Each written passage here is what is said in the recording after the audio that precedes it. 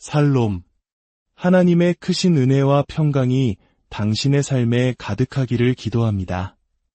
오늘 우리가 함께 나눌 이야기가 당신의 마음에 깊은 울림을 주고 삶의 중요한 질문에 대한 답을 찾아가는 여정의 작은 등불이 되기를 소망합니다. 만약 이 이야기가 당신의 영혼을 어루만진다면 주변의 소중한 이들에게도 이 은혜를 전해주십시오. 당신의 나눔을 통해 더 많은 이들이 하나님의 사랑을 발견하게 될 것입니다. 구독과 좋아요를 통해 저희의 사역을 응원해 주시는 것 또한 저희에게는 큰 힘이 됩니다. 여러분의 삶에 주님의 축복이 함께 하시길 바랍니다. 우리는 오늘 인간이라면 누구나 살아가면서 반드시 필요한, 그러나 쉽게 얻기는 어려운 몇 가지 근본적인 가치에 대해 이야기해보고자 합니다. 그것은 바로 변화무쌍한 환경의 파도 속에서도 흔들리지 않을 만큼 견고한 삶의 만족감, 나의 성공과 실패에 따라 널뛰지 않는 안정적인 자존감과 자기가치, 고난과 역경 앞에서 그저 생존하는 것을 넘어 오히려 그것을 통해 성장할 수 있는 능력, 그리고 죽음이라는 피할 수 없는 현실 앞에서도 미래를 마주할 수 있게 하는 희망입니다. 당신이 누구이든 어떤 신념을 가졌든 이 세상 모든 사람은 바로 이 가치들을 갈망하며 살아갑니다. 그리고 우리 각자는 이 소중한 것들을 어떻게 얻을 수 있는지에 대한 나름의 이론과 방법을 가지고 있습니다. 오늘 저는 이 자리에 서서 다양한 견해들을 존중하는 마음으로 내 기독교 신앙이 이 근본적인 필요들을 채워줄 수 있는 독보적이고 비할 데 없는 자원을 제공하는지에 대해 이야기하고자 합니다. 세상을 변화시키고 싶으신가요? 혹은 자기 자신을 변화시키고 싶으신가요? 그 어떤 변화든 가장 먼저 필요한 것은 바로 진단입니다. 우리에게 그리고 이 세상에 무엇이 잘못되었는가에 대한 명확한 진단 없이는 어떠한 해결책도 무의미합니다. 마치 의사에게 가서 열이 나고 발진이 생겼으니 치료해주세요 라고 말하는 것과 같습니다. 현명한 의사는 결코 증상만을 치료하지 않을 것입니다. 그는 반드시 무엇이 그 열과 발진을 일으켰는지 원인을 알아야 합니다. 라고 말하며 정밀한 진단을 시작할 것입니다. 세상의 불의를 바로잡고 싶다고 예치는 사람들에게도 같은 질문을 던질 수 있습니다. 왜 세상에 정의가 없는 것입니까? 그 불의는 어디에서 비롯된 것입니까? 원인을 모른 채 증상만을 해결하려는 노력은 결국 실패로 돌아갈 수밖에 없습니다. 그래서 오늘 우리는 인간이라는 존재의 근본적인 문제, 그 문제의 원인에 대해 깊이 탐구해보고자 합니다. 마가복음 7장 14절에서 23절 말씀을 통해 예수님께서 제시하시는 인간 문제에 대한 놀라운 진단과 해법을 함께 살펴보겠습니다. 예수께서 다시 무리를 불러 이르시되 너희는 다 내 말을 듣고 깨달으라. 무엇이든지 밖에서 사람에게로 들어가는 것은 능히 사람을 더럽게 하지 못하되 사람 안에서 나오는 것이 사람을 더럽게 하는 것이니라 하시고 무리를 떠나 집으로 들어가시니 제자들이 그 비유를 묻자온데 예수께서 이르시되 너희도 이렇게 깨달음이 없느냐. 무엇이든지 밖에서 들어가는 것이 능히 사람을 더럽게 하지 못함을 알지 못하느냐. 이는 마음으로 들어가지 아니하고 배로 들어가 뒤로 나감이라. 이러므로 모든 음식물을 깨끗하다 하시니라. 또 이르시되 사람에게서 나오는 그것이 사람을 더럽게 하느니라. 속에서 곧 사람의 마음에서 나오는 것은 악한 생각 곧 음란과 도둑질과 살인과 간음과 탐욕과 악독과 속임과 음탕과 질투와 비방과 교만과 우매함이니 이 모든 악한 것이 다 속에서 나와서 사람을 더럽게 하느니라. 이 말씀을 바탕으로 4가지 질문을 던져보겠습니다. 첫째, 우리에게 정말 문제가 있는가? 둘째, 그 문제는 어디에서 오는가? 셋째, 그 문제의 본질은 무엇인가? 그리고 넷째, 우리는 무엇을 해야 하는가? 첫 번째 질문, 우리에게 정말 문제가 있는가? 예수님 시대의 유대 종교 지도자들은 정결법이라는 매우 정교한 규율 체계를 가지고 있었습니다. 어떤 음식은 부정하고 어떤 방식으로는 손을 씻어야 하며 이러한 규율을 지켜야만 하나님 앞에 나아갈 자격이 있다고 믿었습니다. 그들은 자신들이 부정하고 더럽다는 느낌, 하나님 앞에 설 자격이 없다는 수치심을 이런 외적인 행위를 통해 씻어내고자 했습니다. 어쩌면 현대사회를 살아가는 우리에게는 이런 고대의 종교적 갈등이 매우 낯설고 상관없는 이야기처럼 들릴지도 모릅니다. 하지만 정말 그럴까요? 현대인들은 수치심과 죄책감에서 자유로워졌을까요? 19세기 철학자 니체는 도덕의 계보에서 신이라는 개념이 사라지면 인간이 느끼는 죄인이라는 의식, 스스로를 가치 없다고 여기는 수치심 또한 사라질 것이라고 예언했습니다. 그는 인류가 신에게서 벗어나 두 번째 순수를 되찾을 것이라며 흥분했습니다.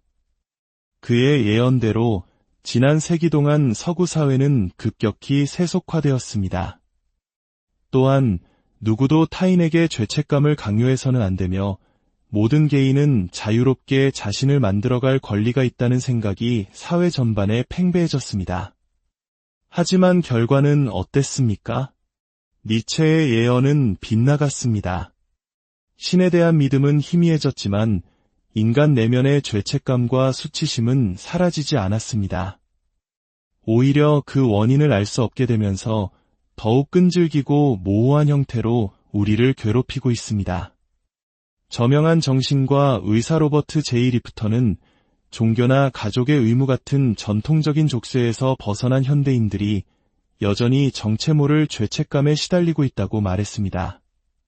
그는 이를 명확한 기원이 없어 더욱 골치 아픈 떨칠 수 없는 무가치함의 감각이라고 표현했습니다. 프로이트 역시 그의 저서 문명 속의 불만에서 죄책감을 일종의 불만 혹은 질병으로 묘사했습니다. 그는 죄책감이 분노나 권태감 혹은 왜 내 인생은 이 모양일까? 왜 나는 세상에 어울리지 못할까? 와 같은 막연한 불만으로 위장한다고 말했습니다. 결론은 이것입니다.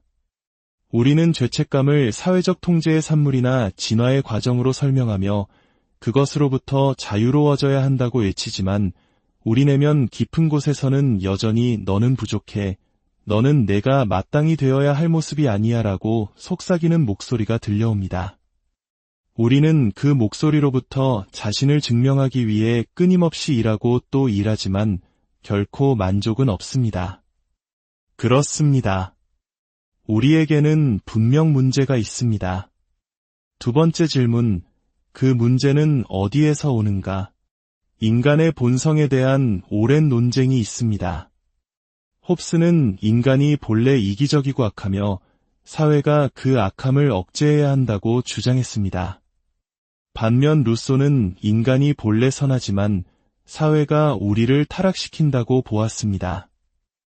이 논쟁에서 현대문화는 압도적으로 루소의 손을 들어주었습니다. 내 자신에게 진실하라, 내 안의 목소리를 따르라는 메시지는 우리 문화의 핵심이 되었습니다. 이는 우리를 더럽히는 모든 것은 사회적, 심리적, 생물학적 요인과 같이 외부에서 온다는 전제를 깔고 있습니다. 하지만 예수님은 단호하게 말씀하십니다. 사람 안에서 나오는 것이 사람을 더럽게 하는 것이니라. 예수님은 문제의 근원이 우리 내면 바로 마음에 있다고 선언하십니다. 이것을 믿기 어려우신가요? 그렇다면 아우슈비츠로부터의 논증을 잠시 생각해 봅시다. 20세기 인류가 마주했던 가장 어두운 순간, 아우슈비츠에서 벌어진 끔찍한 악을 우리는 어떻게 설명해야 할까요? 첫 번째 가능성은 그 악행이 전적으로 사회 시스템과 외부 환경 탓이라고 말하는 것입니다. 나치 대원들은 그저 희생자였을 뿐 그들에게는 책임이 없다는 주장입니다. 하지만 이렇게 말하는 순간 우리는 그 끔찍한 악을 하찮게 만들어버리며 그 본질을 제대로 마주할 수 없게 됩니다. 두 번째 가능성은 그 악행을 저지른 자들이 우리와는 다른 본래부터 끔찍하게 악한 괴물이었다고 말하는 것입니다. 우리는 결코 저런 짓을 할 수 없어라고 선을 긋는 것입니다. 하지만 잠깐만요. 이것이 바로 나치가 유대인들에게 했던 방식 아닙니까? 그들을 인간 이하의 존재로 규정함으로써 자신들의 만행을 정당화했던 바로 그 논리입니다. 그렇다면 남은 단 하나의 가능성은 무엇입니까? 아우슈비츠의 악을 하찮게 만들지도 않고 우리 자신이 똑같은 악을 저지를 가능성을 부정하지도 않으려면 우리는 모든 인간의 내면에 끔찍한 악을 저지를 잠재력이 있다는 사실을 인정해야만 합니다. 문제는 우리 안에 바로 우리 마음 속에 있다는 예수님의 진단이 옳다는 것입니다. 세상은 말합니다. 내 안은 괜찮아. 문제는 저 바깥 세상이야. 내 안에는 모든 것을 바로잡을 힘이 있어. 하지만 성경은 정반대로 말합니다. 문제는 내 안에서부터 시작돼. 그리고 그 문제를 해결할 자원은 내 안에 없어. 그것은 내 바깥, 저 높은 하늘에 있어. 세 번째 질문, 그 문제의 본질은 무엇인가? 예수님께서 나열하신 악의 목록, 고듭난, 도둑질, 살인, 탐욕, 교만 등은 모두 한 가지 근본적인 문제에서 파생됩니다. 성경에서 죄를 뜻하는 주요 단어 중 하나는 제자리에서 벗어난 상태, 예를 들어 탈골된 뼈를 의미합니다. 뼈가 제자리인 관절에 있지 않고 뒤틀려 있으면 극심한 고통을 유발하듯 죄란 바로 탈골된 마음입니다. 위대한 신학자 아우구스티누스는 주여, 당신은 우리를 당신을 위해 지으셨으므로 우리 마음이 당신 안에서 안식을 찾기까지는 평안이 없나이다라고 고백했습니다. 그의 말처럼 우리 마음은 본래 하나님이라는 관절 안에 안식하도록 창조되었습니다. 하나님을 그 무엇보다 사랑하고 삶의 의미와 희망, 가치를 하나님 안에서 찾도록 설계되었습니다. 하지만 우리가 하나님보다 다른 무언가를 더 사랑하는 순간 우리 삶의 모든 질서는 무너집니다. 이것이 바로 질서가 어긋난 사랑이며 모든 죄의 본질입니다. 용기란 무엇입니까? 내 안전보다 이웃의 안전을 더 사랑하는 것입니다. 비겁함은요? 이웃의 안전보다 내 안전을 더 사랑하는 것입니다. 사랑의 순서가 뒤바뀐 것이죠. 정의란 무엇입니까? 나의 권력보다 타인의 권리를 더 사랑하는 것입니다. 불의는 그 반대입니다. 궁극적으로 하나님보다 다른 어떤 것을 더 사랑할 때 우리는 그것과 우리 자신을 모두 망가뜨립니다. 작가 데이비드 포스터 월러스는 한 연설에서 이렇게 말했습니다. 세상에 무신론 같은 것은 없습니다. 예배하지 않는 인간은 없습니다. 우리에게 주어진 유일한 선택은 무엇을 예배할 것인가 하는 점입니다. 그리고 하나님이나 영적인 무언가를 예배해야 하는 이유는 그 외에 당신이 예배하는 다른 모든 것들은 당신을 산채로 잡아먹을 것이기 때문입니다. 그는 말합니다. 돈을 예배하면 당신은 결코 충분히 가졌다고 느끼지 못할 것입니다. 아름다움을 예배하면 당신은 늘 추하게 느낄 것이며 늙어감에 따라 수백만 번의 죽음을 경험할 것입니다. 권력을 예배하면 당신은 늘 불안하고 두려움에 떨게 될 것입니다. 지성을 예배하면 당신은 늘 자신이 사기꾼처럼 느껴지며 언젠가 들통날까 봐 전전긍긍할 것입니다. 이것이 바로 우리 자신에게 저지르는 불의입니다. 또한 하나님을 최고로 사랑하지 않는 것은 그분을 창조주로 인정하지 않는 하나님께 대한 심각한 불의입니다. 한 어머니가 평생을 희생해 아들을 훌륭하게 키웠다고 상상해 보십시오. 아들은 성공한 후 어머니가 바라던 대로 정직하고 성실하며 가난한 이들을 돕는 사람이 되었습니다. 하지만 그는 어머니에게 다시는 연락하지 않습니다. 이것이 과연 옳은 일일까요? 아닙니다. 우리는 모든 것을 하나님께 빚졌습니다. 그분을 사랑하지 않고 그분을 위해 살지 않는 것은 가장 큰 불의입니다. 마지막 네 번째 질문, 우리는 무엇을 해야 하는가? 예수님께서 모든 음식물을 깨끗하다 고 선언하신 것은 단순히 식단 규정을 바꾸신 것이 아닙니다. 이것은 인류 역사상 가장 혁명적인 선언 중 하나입니다. 예수님은 이 선언을 통해 인간의 노력으로 스스로를 정결하게 하려던 구약의 모든 제사, 율법, 정결의식의 시대가 이제 끝났음을 알리신 것입니다. 그 모든 것은 앞으로 올 실체에 대한 그림자였습니다. 이제 그 실체이신 예수 그리스도께서 오셨기 때문에 그림자는 더 이상 필요 없게 된 것입니다. 당신은 얼룩져 있다고 느끼십니까? 당신 안에 무언가 근본적으로 잘못되었다고 느끼십니까? 예수님은 당신을 깨끗하게 하실 수 있다고 말씀하십니다. 니체는 독일어에서 빛과 죄가 슐트라는 같은 단어임을 지적하며 죄책감은 본질적으로 누군가에게 빚을 졌다는 느낌이라고 말했습니다. 그는 신이 사라지면 이 빚진 느낌도 사라질 것이라 믿었지만 우리는 여전히 빚진 자처럼 살아갑니다. 우리는 마땅히 되어야 할 존재가 되지 못했기에 수치심을 느끼는 것이 당연하다고 생각합니다. 하지만 예수 그리스도께서 이 땅에 오셔서 십자가에 달리셨을 때 무슨 일이 일어났습니까? 그는 우리의 모든 수치와 조롱을 대신 짊어지셨습니다. 우리의 자리에서 정죄받으시고 모든 존엄을 박탈당하셨습니다. 왜 그렇게 하셨을까요? 오래된 영화에 이런 이야기가 있습니다. 갱스터였던 주인공 로키는 사형 선고를 받습니다. 사형 집행 전날 밤 그의 오랜 친구였던 신부님이 찾아와 부탁합니다. 로키, 내일 전기이자로 갈 때 제발 울고 소리치며 자비를 구해줘. 죽기 싫다고 무섭다고 외쳐줘. 로키는 분노하며 말합니다. 나더러 비겁하게 죽으라는 건가? 신부님이 대답합니다. 아니, 이건 오직 너와 나, 그리고 하나님만이 아실 진정한 용기에 대한 이야기야. 거리의 아이들이 너를 영웅으로 생각해. 내가 영광스럽게 죽으면 아이들은 너처럼 살다가 결국 너와 같은 비참한 최후를 맞을 거야. 하지만 내가 수치스럽게 죽는다면 아이들은 환상에서 깨어나 올바른 길을 갈 거야.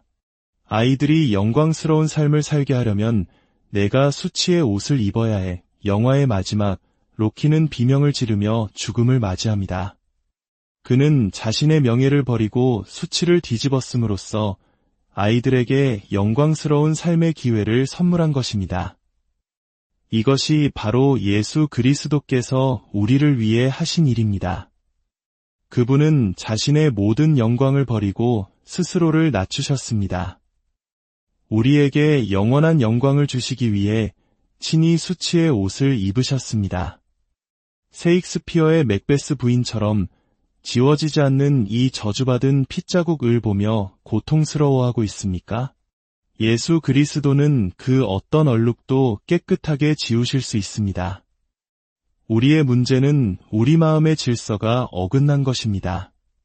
하나님을 사랑해야 할 자리에 다른 우상들을 올려놓은 것입니다. 그 결과 우리는 끝없는 공허함과 수치심에 시달립니다. 해결책은 더 노력하고 더 착해지고 더 많은 규율을 지키는 것이 아닙니다. 해결책은 우리를 대신해 모든 수치를 짊어지시고 우리에게 값없이 위로움과 영광을 선물해 주신 예수 그리스도를 바라보는 것입니다.